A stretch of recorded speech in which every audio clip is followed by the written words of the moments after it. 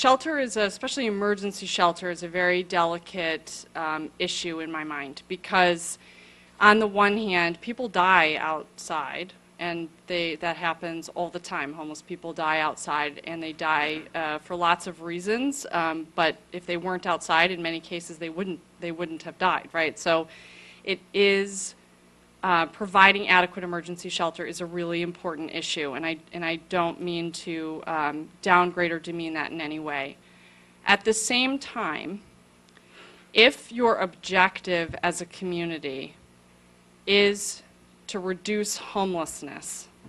then spending a lot of time, and especially time and resources, on trying to respond to provide more shelter in the hopes that your unsheltered population is going to come inside is likely to be a distraction from the actual solutions, which are to provide housing. So in general, what we see is that people, communities many times will be, there's such an urgency, and everybody feels it regardless of what the motivation is. There's a real urgency to deal with the issue.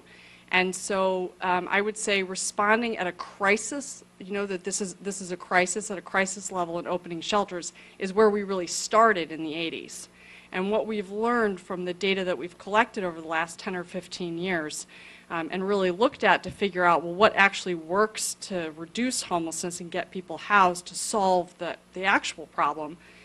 is to provide pathways to housing for people. And so having a housing first approach really is about focusing on getting people into housing and building those pathways to get people into housing and those interventions so that everybody can have a safe place to be and the community isn't experiencing the kind of